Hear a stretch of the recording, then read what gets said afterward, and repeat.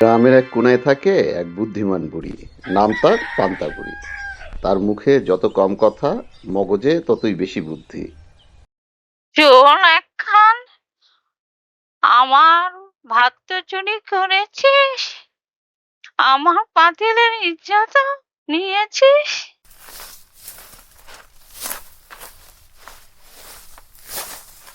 মতমাসিং মাছ।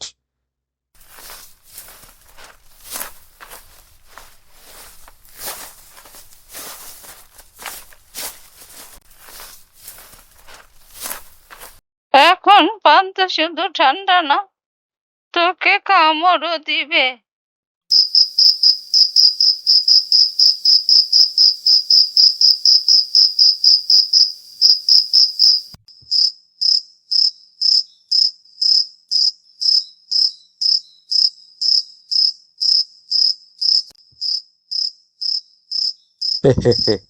বুড়ি নিশ্চয়ই ঘুমিয়ে গেছে। খাবো আমি পান্তা, পান্তা পান্তা পান্তা, পান্তা খাবো পেট ভরে, ঘুমাবো আমি নাক ডেকে। সে চুপি চুপি পেছনের জানলা ঠেলে ঢোকে। বুড়ি ঘুমের ভান করে থাকে। রান্নাঘরে ঢুকে কালু দেখে পাতিলে পান্তা ভাত, পেঁয়াজ, কাঁচামরিচ আর টুকটুকে রসুনের গন্ধ। চোর নিজেই নিজেকে ও রে, মরে কামড় গেলাম রে, মেরে ফেললো খাইয়েছে। রে।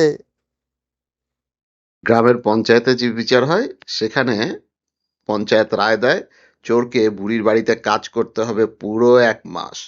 প্রতিদিন তাকে পুকুর থেকে শিং মাছ ধরে আনতে হবে। পঞ্চায়েত প্রধান বলে, মাছ খেতে গেছিলি, এখন মাছ ধরবি, এই তোর শাস্তি। এইবার ঠিক হইল?